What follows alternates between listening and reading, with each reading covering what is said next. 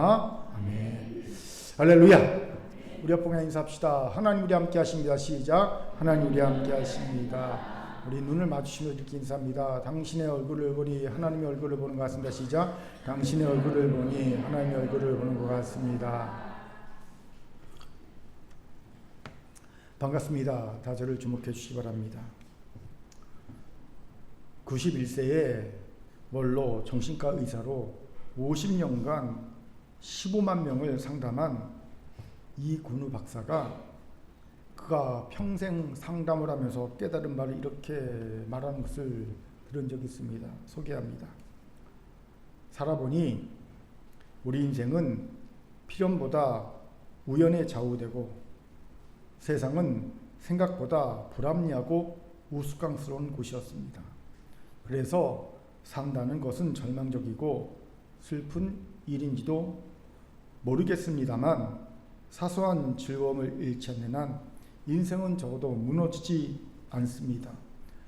하루하루 쥐어짜듯 간신히 버티는 삶일지언정 일상의 사소한 온기를 마음껏 만끽하며 사십시오. 행복은 일상에서 사소한 온기를 발견할 줄 아는 자의 것입니다. 살아보니 우리 인생은 필연보다 우연에 좌우되고 세상은 생각보다 불합리하고 우스꽝스러운 곳이라는 원로 정신과 의사의 말을 가볍게 넘길 수가 없겠더라고요. 아무래도 그의 나이와 그의 경력이 주는 권위를 무시할 수 없었기 때문입니다. 그렇기에 곰곰이 이 말을 묵상하며 한번 제 인생을 반추해 보았어요. 그랬더니 정말 제 인생의 결정적인 순간들은 놀랍게도 다 우연에 의해 좌우되었다는 것을 깨닫게 되었습니다. 제가 처음 교회에 나가게 된 것도요, 고3 때 우연히 같은 독서실에서 공부하던 한 친구가 자기 교회에 가면 여자친구를 사귈 수 있다는 말에 혹해서 따라가게 된 것이 교회를 간 계기가 되었고요. 제가 자랑스럽게 여기는 숭실대를 가게 된 것도 고3 때 우연히 숭실대 앞에서 어떤 모임을 해서 갔는데 그때 처음으로 숭실대를 봤거든요. 그런데 숭실대 학생회관 그 벽 타일이 모자이크 타일이 예수님 형상으로 되어 있는 모자이크 타일을 봤어요. 그러면서 아, 숭실대가 기독교 학교구나 라는 정보를 처음 가지게 되었고요. 마침 고3 말에 교회를 다니면서 기독교 학교에 대한 호감이 급증했기에 숭실대를 선택하기 쉬웠습니다.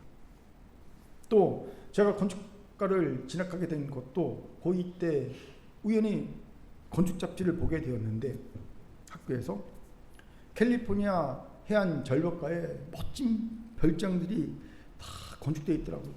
그걸 보면서 야, 누가 이렇게 아름다운 별장을 멋있게 지었을까?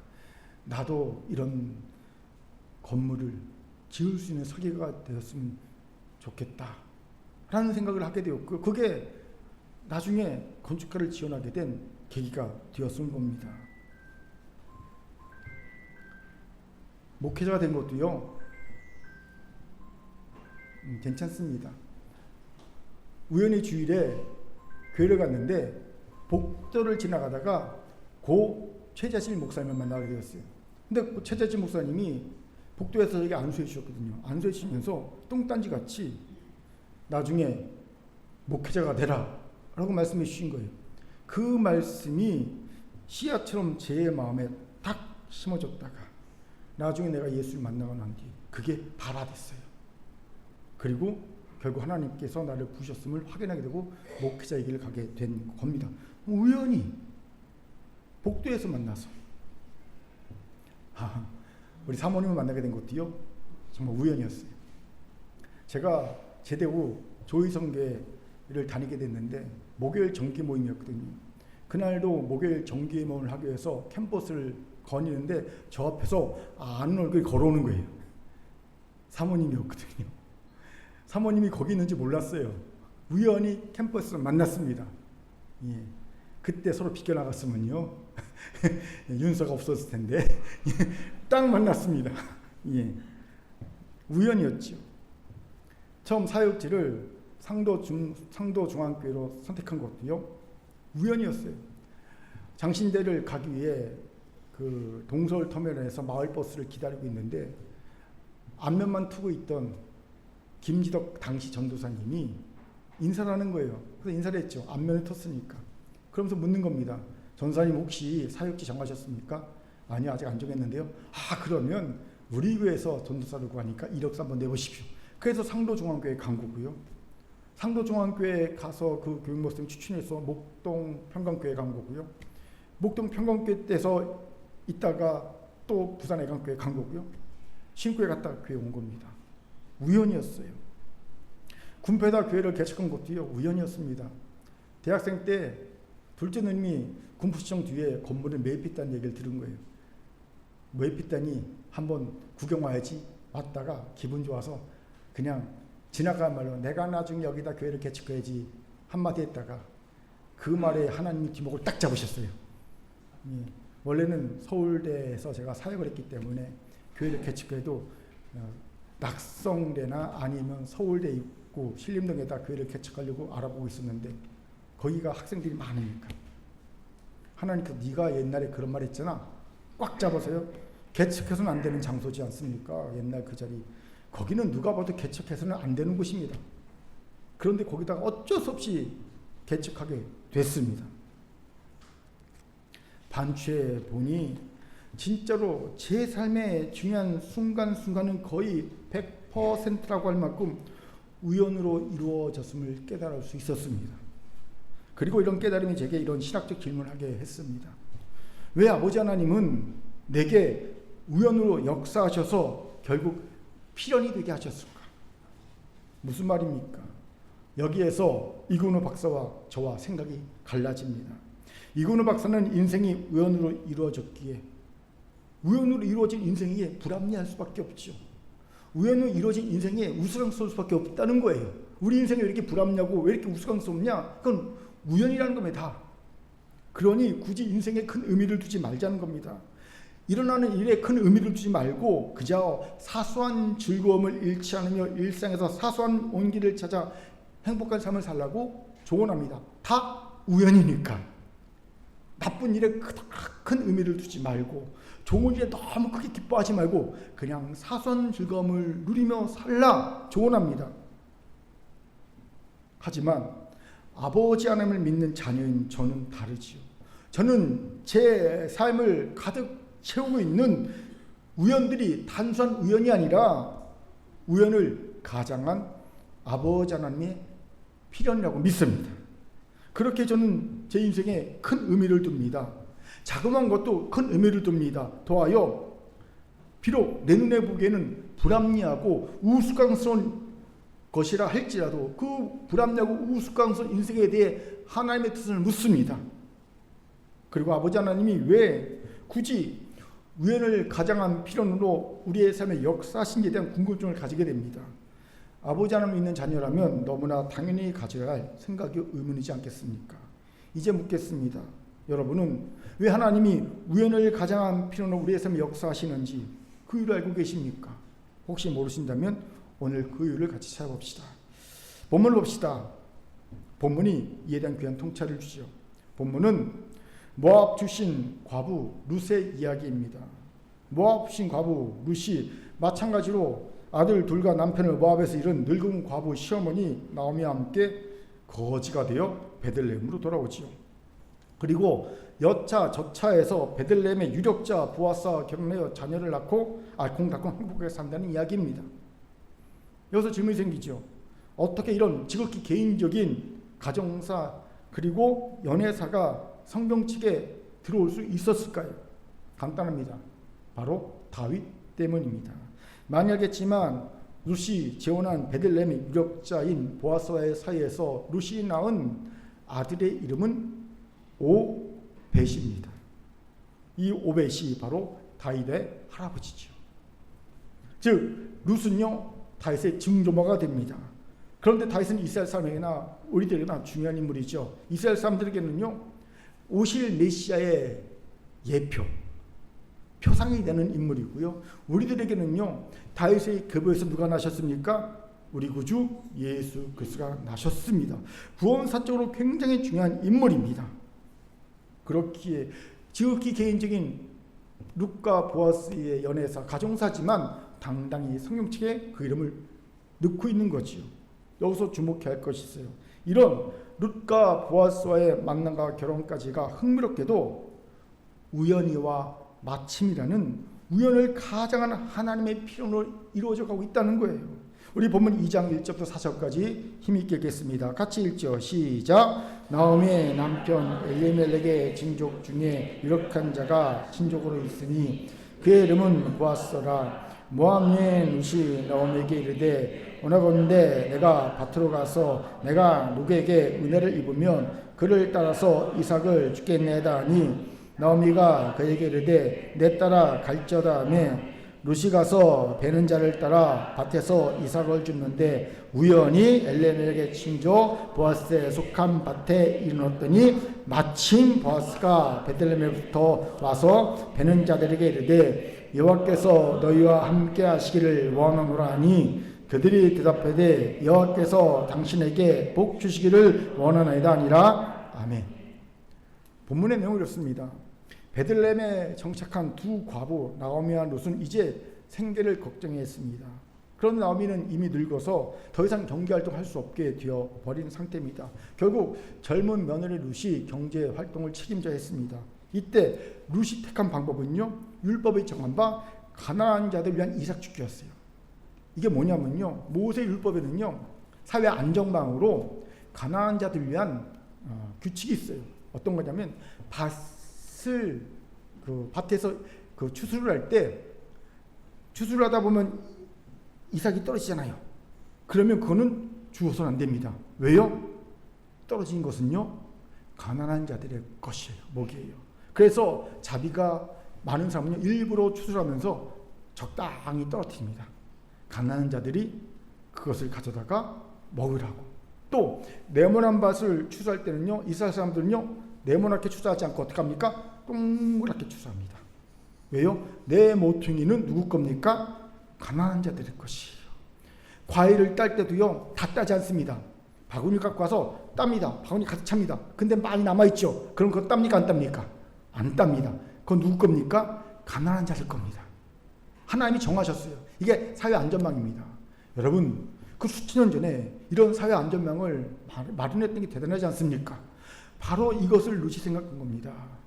어머니, 지금 보리 이삭 추술 때인데 나가서 이삭 죽게 하겠습니다. 그래서 먹을 걸 좀 구해오겠습니다. 말하는 겁니다. 그리고 룻은 추수하는 곳을 따라 우연히 이동하다가 보아스의 밭에 이르죠. 그런데 마침 그곳에 누가 나타납니까? 보아스가 나타나지요.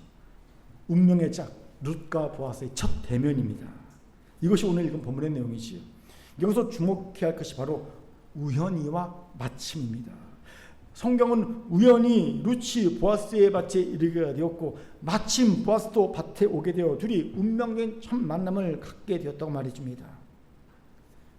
그렇게 이렇게 보면 정말 이근우 박사의 말처럼 우리 인생은 우연으로 이루어진 삶인 것만 같습니다. 그런데 우리는 압니다. 자세히 들여다보면 이 우연과 마침에는 정말 엄청난 필연, 하나님의 뜻과 계획, 섭리가 들어있는 우연의 가면을 쓰고 있는 필연이라는 것을 알게 되지요. 질문이 생기죠. 어떻게 이런 말을 합니까? 그 근거가 뭡니까? 간단합니다. 이미 롯과 보아스와의 만남을 위한 모든 환경적인 상황적인 것이 다 놀랍게 예비되어서 마치 나사가 착착착 맞아가듯이 맞아가고 있었다는 겁니다. 그렇습니다. 보아스와 룻이 필연적으로 만날 수밖에 없는 모든 여건이 마치 시계의 나사처럼 착착 맞아 떨어지고 있음을 봅니다. 그것이 무엇인지 살펴봅시다. 그것을 통해 우연을 가장한 하나님의 편이 우리에게 어떻게 역사시 우리가 분별하는 지혜를 얻을 수 있습니다. 내게도 사실 이게 우연이 아니라 우연을 가장한 하나님의 편이구나 라는 걸 분별할 지혜를 얻게 될 겁니다. 같이 알아봅시다. 먼저 나오미와 룻이 베들레헴에 돌아와서 정착할 때가 공교롭게도 보리 추수할 때를 보게 되죠. 우리 1장 20절 힘있게 읽겠습니다. 시작. 나오미가 모압 지방에서 그의 며느리 모압 여인 룻과 함께 돌아왔는데 그들이 보리 추수 시작할 때에 베들레헴에 이르렀더라. 아멘. 보세요. 어쩌면 나오미는 이때를 일부러 맞춰서 모압 땅을 떠났는지 모릅니다. 곳간에서 인심이 난다고 베들레헴에 가서 빌어먹어야 할 처지에 겨울에 딱 도착해 보십시오. 아니면 봄에 도착해 보십시오. 빌어먹을 수 있겠습니까? 못 빌어먹습니다. 예, 뭐 있어야 주지요. 그렇기에 그녀에게 보리 추수할 때는 빌어먹기에 적합한 때라고 생각되었을 가능성이 크지요. 하지만 지금과 같이 교통시설이 잘 발달되어 있지 않고 치안도 불안한 상황에서 늙디 늙은 과부와 젊지 젊은 이쁜 과부 둘이 여행길에 오른다는 것은 결코 쉬운 일이 아니었을 겁니다. 자칫 강도를 만나거나 악한 동행이라도 만나면 자신을 방어할 수 이미 하나도 없기 때문이지요. 당연히 이들이 원하는 때에 맞춰서 베들레헴에 도착한다는 것 자체가 결코 쉬운 일이 아니었을 겁니다. 도착 자체가 쉬운 일이 아니었어요. 그렇죠? 뭐 때를 맞춰오는 것은 둘째치고라도 그냥 잘 도착하는가도 어려운데 더하여 때를 맞춰 도착한다? 쉽지 않았을 겁니다. 그런데 이 둘은 때를 맞춰 제 시간에 도착했습니다. 우연과 행운이 중첩된 결과일까요? 뭐 그럴 가능성이 있지요. 그런데 여기서 또 다른 가능성 하나를 생각해 볼 수 있어요. 만약 여러분이 나옴이라면 보리 추수할 때 오겠습니까? 아니면 보리 추수가 끝난 후에 오겠습니까? 제가 만약 나오리라면 저는요 보리 추수가 끝나고 오겠습니다. 왜요? 추수 후에 더 인심이 후해지기 때문입니다. 곡식이 창고에 가득하니 쌓여 있으면요 마음에 여유도 생기고 인심이 더 후해지지 않겠습니까? 그리고 추수 막 할 때 와봐야 늙은 나오미가 할 일이 없어요. 뭐가 있겠습니까? 그 늙은 몸으로 이삭 축제를 할 수 있겠습니까? 못합니다. 나오미에게는요 사실은 다 추수가 끝난 뒤에 와서 자비를 구하며 구걸하기 위해 추수가 끝날 때가 좋은 거예요. 또 모압 여인인데 며느리에게 이삭 축제를 시킬 생각이나 했겠습니까? 모압인에 대해 부정적 인식을 갖고 있는데 그 젊은 가부를 사내들 우르르 있는데 그렇게 보내는 게 시어머니는 쉬운 일이겠습니까? 그러니까 그 생각을 못했을 겁니다. 그러니 추수하기 전이나 추수할 때보다 추수가 막 끝난 후가 도착 예정일로 더 적합해 보입니다. 이런 이유로 어쩌면 나오면은 보리 추수가 끝날 때쯤으로 해서 베들레헴에 도착할 예정이었을 가능성이 크지요. 그런데 그 일정이 잘 맞추지 않은 겁니다. 그래서 그만 보리 추수를 막 시작할 때쯤 도착했는지 모릅니다. 나오미 입장에서 한마디로 계획에 차질이 생겨버린 겁니다. 계획대로 안 된 겁니다. 제이들이 제일 싫어하는 거. 막강제이들 제일 싫어하는 거. 계획대로 안 되는 거, 틀어지는 거. 이게 생긴 겁니다. 이런 상을 엿볼 수 있는 단서가 있죠. 바로 나오미가 베들레헴에 도착하고 나서도 별반 어떤 행동도 취하지 않고 있는 것. 아니 못한 겁니다. 대신 롯이 행동을 취하고 나서지요. 이 상황이 우습지 않습니까? 베들레헴은 나오미에게는 고향입니다. 하지만 롯에게는 낯선 외국 땅입니다. 그럼 누가 먼저 나서야 합니까? 당연히 시어머니 롯이 나오미지요. 그런데 나오미는 가만히 있고 롯이 나섭니다. 왜일까요? 나오미의 계획보다 일찍 왔어요. 그렇게 나오미가 할 게 없습니다. 할 게 없는 거예요. 그러니 그냥 할 수도 없고 그러니까 가만히 있던 겁니다. 그리고 이런 답답한 상황에서 룻이 나선 겁니다. 그런데 보세요.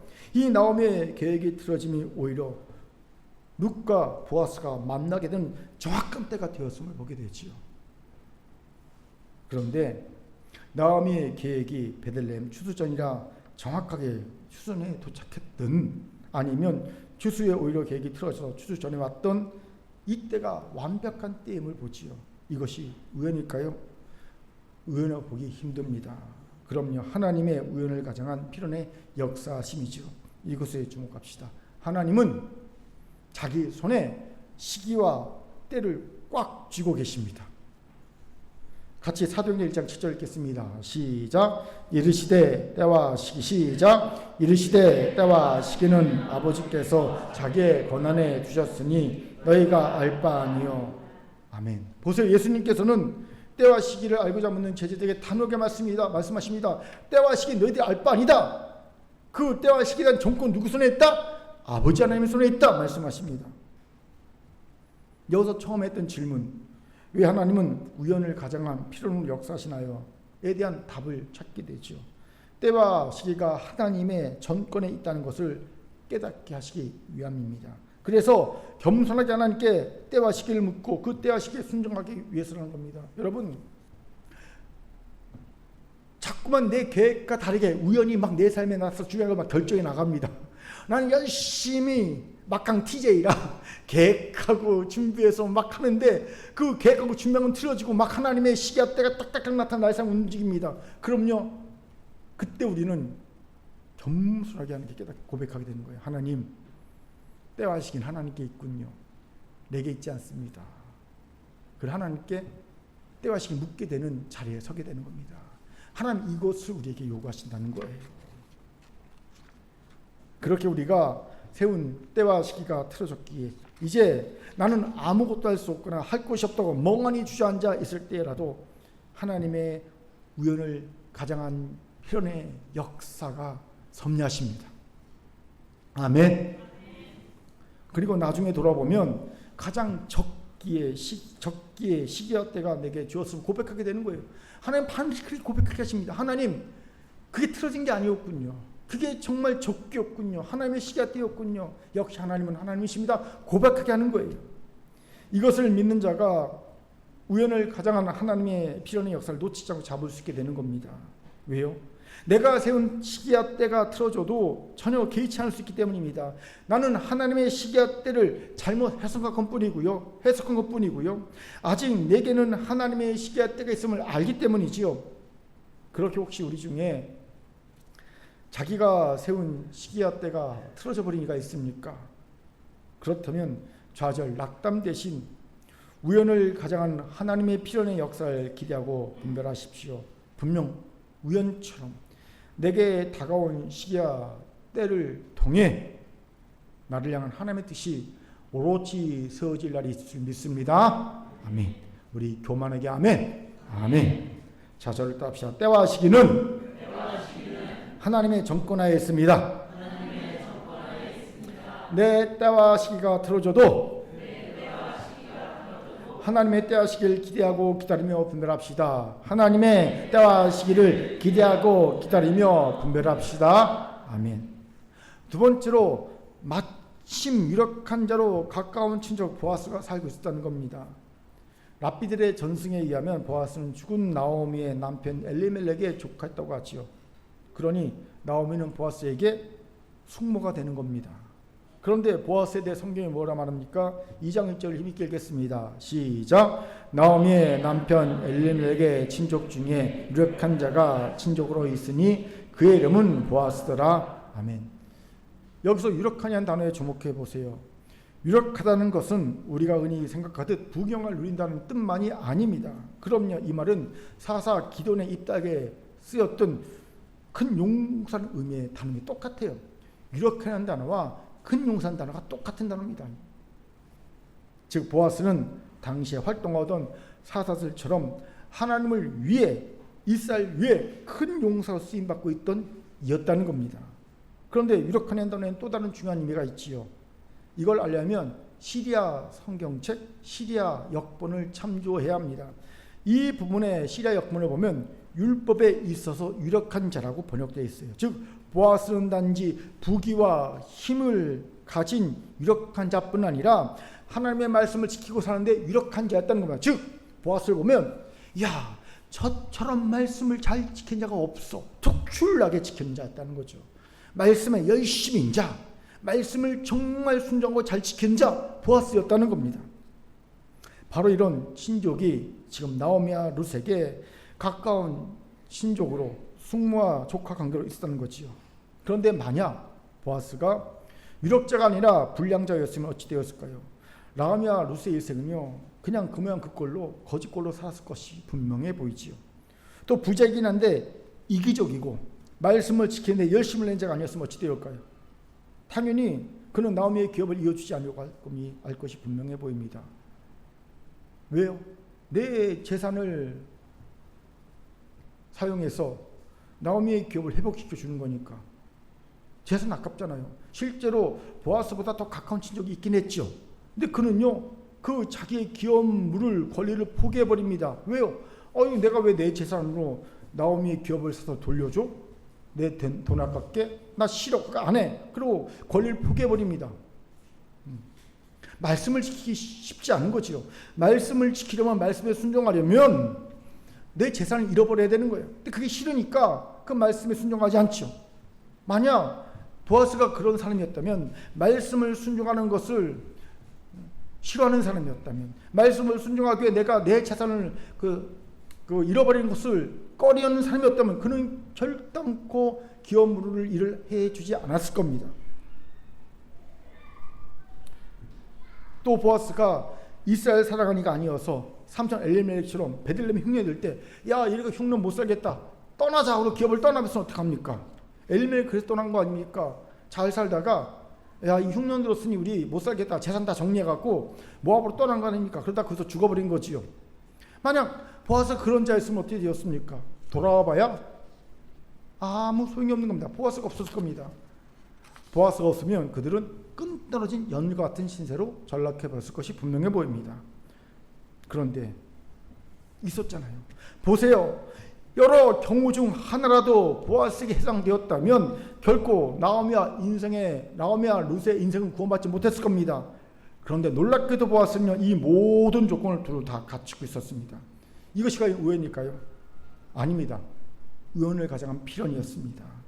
이거에 주는 통찰이 있죠. 혹시 여러분 주변에 우연하게 보아스와 같이 나를 도와줄 수 있는 모든 능력을 두루 갖춘 이가 있습니까? 아니, 나를 도와줄 그 능력 한 가지 이상을 갖춘 이라도 있습니까? 그럼 그는 나를 위한 우연을 가장한 하나님의 필연입니다. 당연히 그 인연은 소중하게 생각해야 합니다. 이 말씀이 제게 큰 교회와 저와의 관계를 돌아보게 했습니다. 그리고 큰 교회가 제게 보아심을 깨달았어요. 큰 교회에는요, 저같이 연약한 자에게 꼭 필요한 따뜻한 사랑과 관용이 있음을 하나님이 깨닫게 해주기 때문입니다. 여러분은 능력 없다고 스스로 생각하시지요. 사실 능력이 없는 건 마찬가지 압니다. 우리가 다 공감하지. 하지만 여러분에는요, 세상 다른 교회보다 특출한 능력이 하나 있습니다. 뭐냐면요, 긍휼과 관용의 마음이에요. 우리 공동체는 세상 사람들처럼 뭐 돈이 많거나 뭐 지위가 높거나 뭐 똑똑하거나 그런 사람들은 많이 없습니다. 하지만 대신 다른 교회에서 볼 수 없는 긍휼과 관용이 있어요. 그게 제게 필요한 보아스의 능력이더라고요. 예. 하나님이 제게 깨닫게 해주셨습니다. 또 반대로 큰 교회에게도 제가 보아스임을 깨닫게 해주셨습니다. 제게는요, 큰 교회 성도들 향한 하나님의 마음을 전해줄 수 있는 말씀의 능력과 연약함과 상처를 이해하고 용납하고 품어줄 수 있는 긍휼이 있으면 하나님이 깨닫게 해주셨어요. 놀랍게도 제가 갖고 있는 능력이 뭔지 아세요? 5분만 지나면 화난 마음이 풀어진답니다. 그리고 불쌍히 여겨지는 마음이 생기는 거예요. 이게 안 그러려고 해도 그렇게 돼요. 누가 화나게 했습니다. 저를 정말 저렇게 하면 안 되는데 왜 저렇게 행동하지? 라는 행동을 했어요. 그런데요, 5분 지나면요, 제 마음에 어떤 마음이 드냐면요, 그럴 수 있지. 에휴, 뭐 사람인데. 이렇게 바뀌더라는 거죠. 그걸 알아서 윤서가 잘 이용해 먹긴 해요. 아빠 마음에 금방 바뀐다는 거. 예? 이용해 먹지 마시기 바랍니다. 근데 제가 그래요. 그러니까 여러분에게 딱이죠. 그렇죠? 예. 이것이 어제 너무 감사했습니다. 그렇게 우리의 만남은 우연이 아니야. 노사연 씨가 막 생각나는 거예요. 예. 아멘. 아멘이 아니야. 여러분, 우리의 만남은 우연을 가장한 하나님의 편입니다. 그렇다면 이제 좀 더 우리 서로를 소중히 대해줍시다. 아멘. 옆분을 보면서 좀 이렇게 소중한 눈빛을 한번 쳐다봐 주시기 바랍니다. 옆분을 보면서 가짜 눈빛을 쳐다보지 마시고 그렇지, 응? 그건 가짜는 거, 그런 자식. 응? 소중하게 쳐다보시고요. 필연이니까 필연답게 도움을 주고 받을 수 있길 바랍니다. 편하게 도움을 주고 받으세요. 믿으시면 아멘. 아멘. 자, 저를 따릅시다. 당신은 우연을 가장에 하나님이 주신, 하나님이 내게 주신 보았습니다. 시작. 당신은 우연을 가장에 하나님이 내게 주신 보았습니다. 얼굴 보면서 부끄러워지면 소중하게 대하겠습니다. 시작. 소중하게 대하겠습니다. 좀 소중하게 대해주세요. 세 번째로 나오미와 룻에게는 좋은 이웃도 있었을 봅니다. 우리 2장 5절부터 7절까지 읽겠습니다. 시작.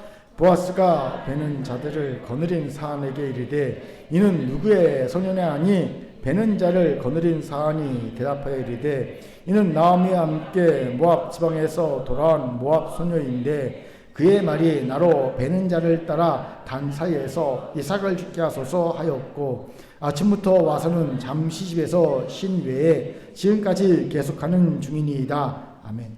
보세요. 베들레헴에서 온 보아스가 낯선 여인을 보자 일골에게 묻습니다. 누구시 저 여자? 이쁜 여자가, 젊은 여자가 열심히 일하니까, 땀 뻘뻘 일하니까 궁금해진 거죠. 누구니? 그랬더니 일꾼이 보아스에게 룻에 대해 설명해 줍니다. 그런데 룻에 대해 아주 좋게 얘기해 줍니다. 저 룻은 모압 여인인데 낯선 땅에 와서 어렵게 이렇게 이삭 죽기를 낳아놓고도 잠시 쉰 것 외에는 이렇게 열심히 땀 흘리며 일하고 있습니다. 칭찬을 해주는 거예요. 이것이 얼마나 보아스에게 룻에 대한 좋은 인상을, 첫 인상을 심어줬겠습니까? 원래 여러분 남녀의 만남에서 중매쟁이가 진짜 중요한 거거든요. 중매쟁이가 서로에게 어떻게 서로를 소개시켜 주냐에 따라서요 약점이 단점이 됩니다. 키가 작은 남자를 딱 소개해 줄 때 여자한테 말합니다. 그 작은 게 아니라 단단한 거야. 사람이 알차잖아. 그러면 정말 단단하고 알차 보입니다. 그리고 이렇게 좀 벗겨진 사람들이요 크게 벗겨진 게 아니라 마음이 넓은 거고 중후하잖아. 가볍지 않고 그러면요 정말 중후하고 가볍지 않게 보이는 거예요. 예. 그게 중매쟁이 역할입니다. 딱 지금 이웃들이 룻에게 그런 중매쟁이 역할을 해주고 있는 거예요. 그런데 이게 쉬운 일이겠습니까? 아닙니다. 왜요? 룻에게 아주 치명적인 약점이 있잖아요. 무슨 약점입니까? 모압 여인은 약점이 있습니다. 모압 사람은 이스라엘 사람들에게 멸시와 조롱의 대상이지 칭찬과 사귐의 대상이 아니었어요. 보세요.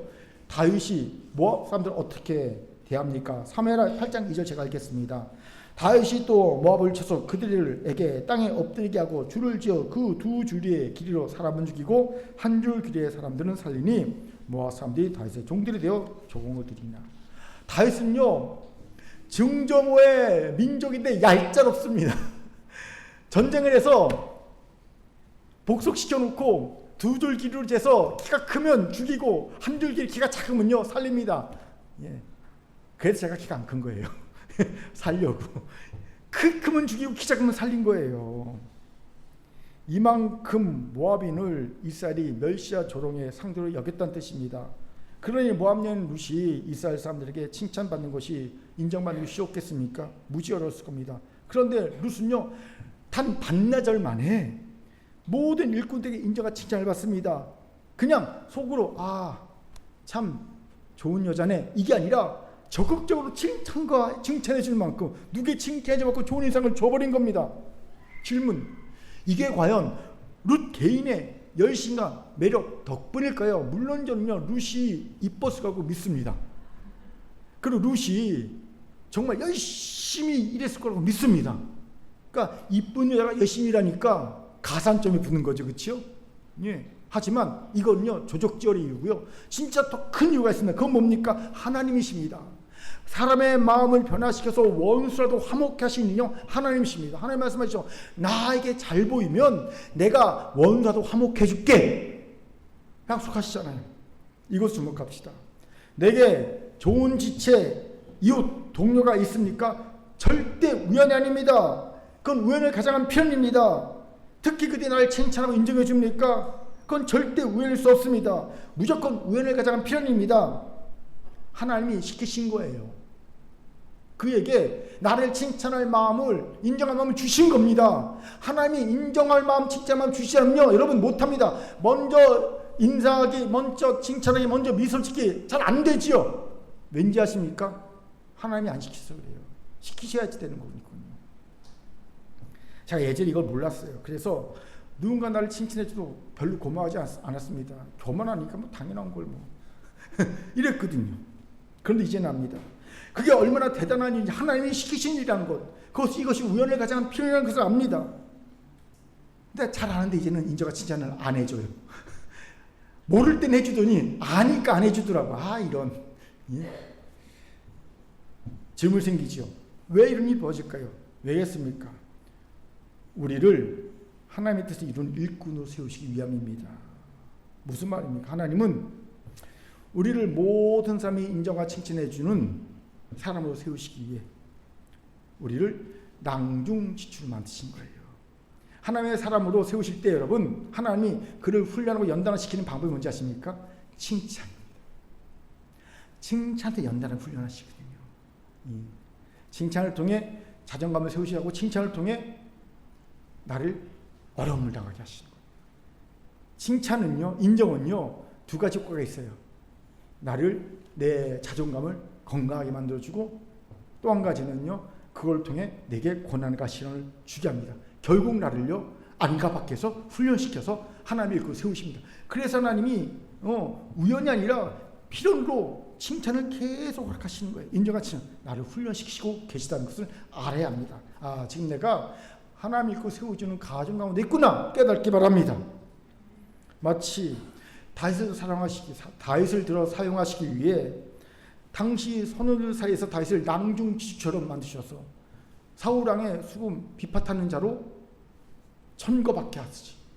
그렇지요. 그러면서 다윗이 역사의 전면에 등장하지 않습니까? 하나님이 다윗을 훈련시키기 위해 그를 낭중지추처럼 만들어서 인정과 칭찬을 받게 하신 거예요. 그리고 그가 사울 왕 옆으로 가면서 그의 본격적인 훈련이 시작되죠. 하나님의 사람으로 세우시기에 훈련이 시작된 걸 보게 됩니다.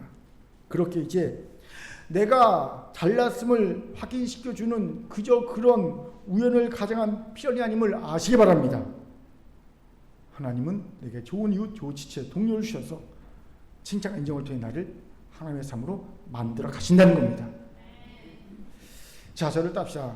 내게 나를 인정해주고 칭찬해주는 좋은 지체, 이웃, 동료들을 주신 것은, 나를 인정해주고 칭찬해주는 좋은 지체, 이웃, 동료들을 주신 것은 우연이 아닌 하나님의 일꾼으로 세우시기 위한 하나님의 필연입니다. 우연이 아닌 하나님의 일꾼으로 세우시기 위한 하나님의 필연입니다. 아멘.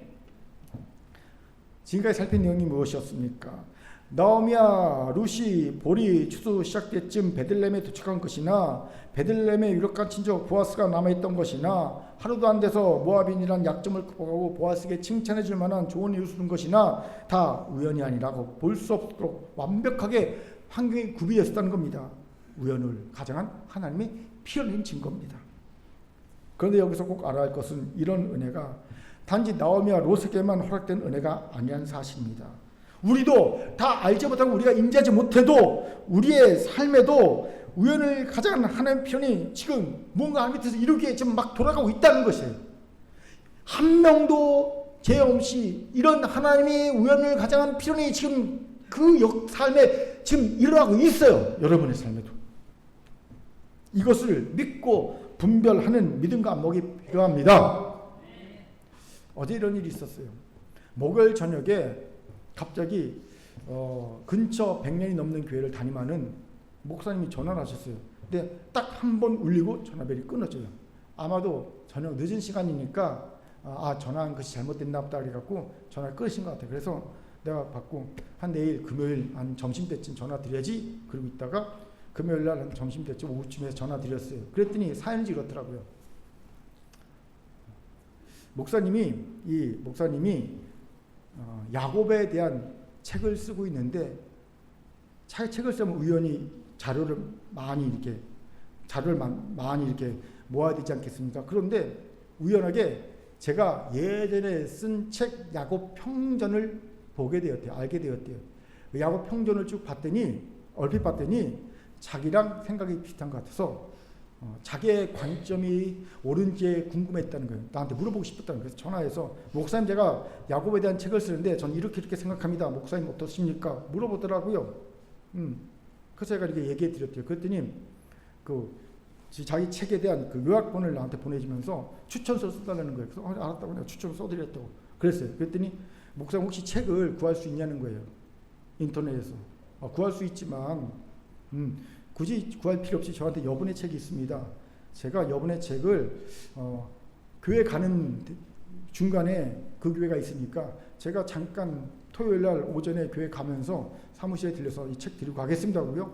토요일날 교회 오는 중간에 잠깐 들려서 책을 드리고 왔어요. 그리고 아무 생각 없이 잊어버리고 또 오늘 설교 말씀 열심히 막 치고 있었습니다.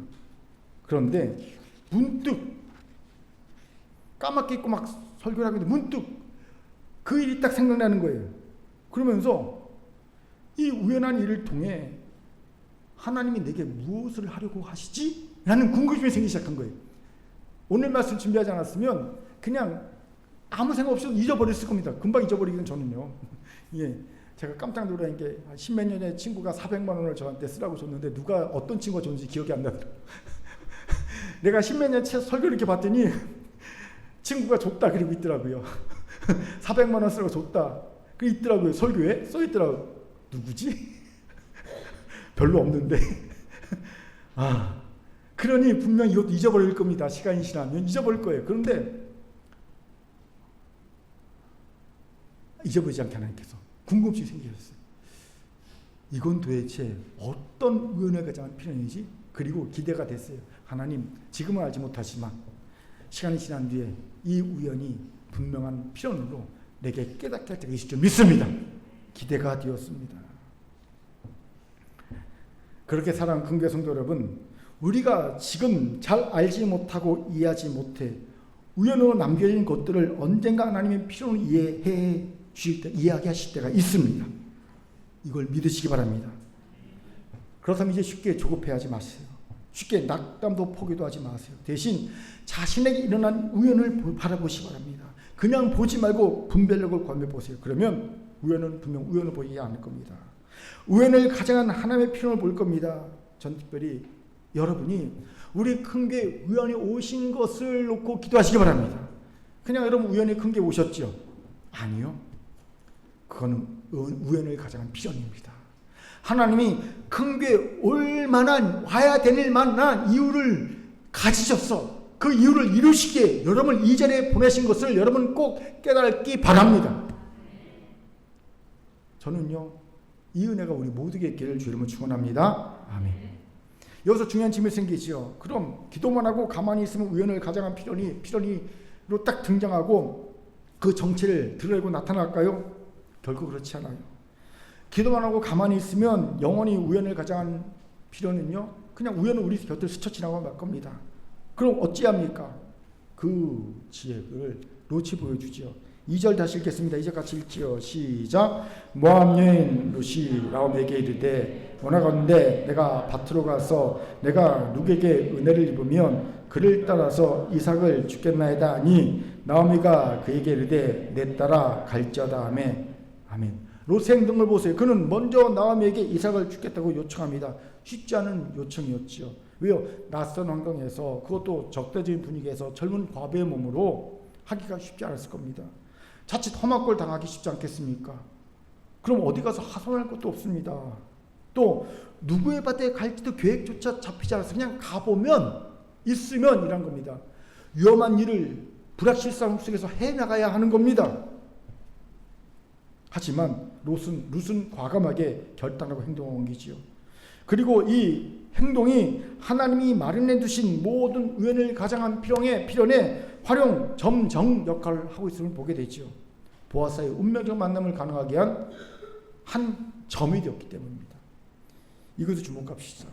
롯은 결코 우연에 안주하지 않았습니다. 대신 그녀는 우연 속에서 그녀가 할 수 있는 최대한의 행동을 했습니다. 그리고 이런 적절한 모습이 바로 우연을 가장한 필연의 정체를 벗겨내고 필연을 만드는 가장 효과적인 방법이 되었다는 거죠. 우리는 이런 일을 성경에서 또 보죠. 바로 야곱입니다. 야곱은 형 에서의 살인 위협을 피해 밧다마람으로 도망치지요. 삼촌 라반 집으로. 우연히 밧다마람에 도착해서 우물가에서 삼촌 라반의 딸 라헬을 보게 됩니다. 그리고 한눈에 반해버리지요. 우연히 만났습니다. 그런데 그 우연은요, 엄청난 하나님의 필연이었습니다. 왜요? 라반의 딸 라헬과 결혼한 야곱은요, 12지파 조상이 되는 12아들을 낳습니다. 이스라엘이 12아들을 낳아요. 그리고 더 중요한 거, 그 아들 중 하나인 요셉을 통해 이스라엘과 고대 근동과 애굽의 많은 사람들을 구원하는 구원자가 나타나죠. 요셉이라는 위대한 만남입니다. 그런데 이 위대한 만남이 우연을 가장한 필연이 그냥 우연 속에 가만히 있다고 되어진 게 아니라는 거죠. 이를 위해, 우연을 필연으로 만들기 위해 야곱은요 애씁니다. 노력합니다. 어떻게 해요? 창세기 29장 20절 같이 읽겠습니다. 시작. 야곱이 라헬을 위하여 7년 동안 라반을 숨겼으나 그를 사랑하는 까닭에 7년을 며칠까지 이겼더라. 아멘. 보세요. 야곱은 우연히 필연이 될 때까지 손 놓고 기다리지 않았습니다. 대신 그는 정말 7년을 며칠처럼 여기며 애를 썼어요. 종로했다는 겁니다. 제가 청년들한테 특히 말합니다. 이 정도의 애씀을 할 가치가 있는 자매와 이 정도의 애씀을 하는 형제를 만나기 바랍니다.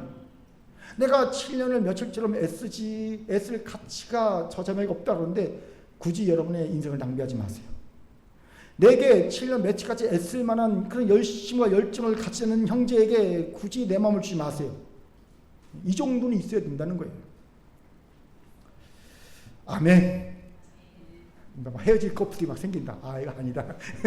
우린 아니다. 막 그러고. 한자 인연에 이런 지혜가 담겨 있어요. 인연에 대한 글을 소개합니다. 인은 타고난 것이다. 반면에 연은 만드는 것이다. 타고난 것이 지 아무리 좋아도 만드는 것에 게으르면 반쪽만 승리하는 인생이 된다. 완전한 나를 만나기 어렵다. 그러나 타고난 것이 조금 부족해도 만드는 것에 게으르지 않다면 인의 부족함을 연으로 채울 수 있다. 이게 인생이다. 삶은 그래서 살만한 것이다. 인연이라는 한자에서 우연을 필연으로 바꾸는 지혜를 보게 되지 않습니까? 연을 통해 부족한 인을 채우는 겁니다. 적극적인 행동이지요. 지금 우리에게 필요한 지혜가 아닙니까? 그렇게 이제 그만 주저앉아 있으세요. 이제 그만 손을 놓고 있으세요. 그래서 우리를 스쳐가는 수많은 우연을 가장한 하나님이 주신 필연들의 정체를 드러내고 우리의 필요를 만들어내시 바랍니다. 저는요, 이번 9월 마지막 주 3회가 스쳐가는 수많은 우연을 가장한 필연들을 그 정체를 벗겨내고 우리의 적극적인 행동으로 다가섬으로 정체를 벗겨내고 하나님이 주신 필연을 만드는 놀라운 교회가 되길 바랍니다. 예, 하나님이 잃어버린 이상 가지고 찾기 원하시는데 우연을 가장한 필연을 우리에게 막 다가오는 관계들이 있거든요. 그들을 우리의 기도와 그리고 적극적인 사랑과 권면으로 필연을 만들어가는 역사가 이번 삶에 있기를 주의 이름으로 축원합니다. 아멘. 자, 저를 따라합시다. 연을 통해 부족한 인을 채웁시다. 이를 위해 적극적으로 행동합시다. 시작. 이를 위해 적극적으로 행동합시다. 아멘. 이제 말을 마치지요. 세상의 지혜는 그저 우리 삶이 수많은 우연들로 이루어진 줄만 압니다. 세상 지혜의 한계지요. 하지만 하나님의 자녀 우리는 다릅니다. 알지요. 그 수많은 우연들이 실상은 우연을 가장한 하나님의 필연이라는 것을. 왜입니까? 결국 그 우연들을 통해 하나님은 합력하여 선을 이루시며 창세 전부터 계획하신 나를 향한 하나님의 뜻을 오롯이 나타내실 것이기 때문입니다. 이것을 분별하고 우연을 가장한 필연의 정치를 드러내고 내 것을 만들기 위한 믿음과 통찰을 가지고 우리 주변을 스쳐가는 우연들을 관찰해 봅시다. 그러면 나오미에게 룻에게 있던 우연을 가장한 필연처럼 내게도 우연히 내 때와 시기가 틀어진 것이 실상은 하나님의 정확한 때와 시기가 있음을 알게 될 겁니다. 그렇다면 이제 때와 시기의 정권을 하나님께 드리고 비록 내 때와 시기가 틀어져도 하나님의 때와 시기를 기대하며 기다립시다. 두 번째, 우연하게 내게 주신 관계 중 하나님이 내게 주신 보아스가 있음을 깨닫게 될 겁니다. 그렇다면 이제 그 보아스를 소중하게 대하기를 결정합시다. 도움을 주고받읍시다.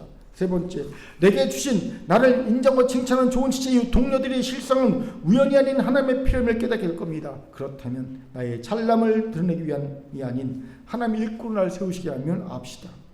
사랑하는 큰교회 성도 여러분, 이제 이렇게 여러분의 삶에 있는 우연들을 통치해 보세요. 그것 진정 우연이었습니까? 내게 허락하신 가족이 우연이었습니까? 내가 쌓아온 경력이 진정 우연이었습니까? 내게 허락하신 큰 교회와 셀과 직분의 진정 우연이었습니까? 내가 허락하신 사랑이가 진정 우연이었습니까? 내가 허락하신 학교와 직장과 사업장의 진정 우연이었습니까? 혹시 우연을 가장한 필연이고 그 필연을 통해 위대한 하나님의 역사가 계획되었음에도 나의 무지와 게으름으로 그냥 그것을 우연으로 그냥 스쳐 지내버리고 있지는 않았습니까? 돌아봅시다. 그리고 깨달았다면 그 우연의 가면을 필연으로 만듭시다. 가면을 벗기고 어떻게 해요? 적극적인 행동으로 우연을 필연을 만듭시다. 우리가 그 경험이 있지 않습니까? 여러분, 이번에 우리 태국 성교는 필연을 만들어냈죠. 근데 그냥 만들어냈습니까? 작년에, 재작년인가요? 작년에 제가 속한 퍼스펙티브, 월드비 퍼스펙티브에서 박홍일 선교사의 도움을 받아서, 요청을 받아서 가서 2박 3일 동안 세미나를 해주고 왔습니다. 여러 개의 목사님이 같이 갔습니다. 우연히 간 거죠. 그런데 그중 저만 뭔가 있다 여기에. 우연이지만 뭔가 하나님의 계획과 뜻이 있다 생각하고요. 그리고 그 우연의 필요를 만들기 위해 답사도 가고요. 답사 갔더니 더 확실히 느껴지죠. 이건 우연의 필연이다.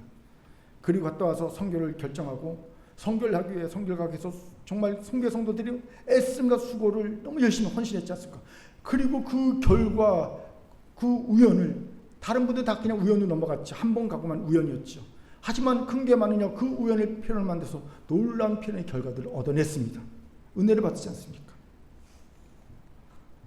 이것이 바로 우연을 필연을 만드는 방법입니다. 이러면 더 이상 우리의 삶에 의미 없는 일들은 없을 겁니다. 한순간 한순간이 값지고 보람되며 나를 향한 하나님의 놀라운 계획과 섭리로 가득 차게 될 겁니다. 오늘 이 은혜를 모두 누린 우리가 되기를 주의 이름으로 축원합니다. 아멘. 하나님 주신 말씀이었습니다. 기도하겠습니다. 사랑과 자비한 참 감사합니다. 하나님, 우리의 삶에 스치는 수많은 우연에 가장한 하나님의 필연들이 이제 우리의 믿음과 안목과 통찰과 헌신과 결단으로 하나님이 주시는 필연으로 바뀌어진 역사 있게 도와주옵소서. 그래서 우리 하루하루 삶이 값지고 의미 있는 하나님의 역사로 가득 찬 삶이 되게 도와주옵소서. 감사드리며 예수님 이름으로 기도합니다. 아멘.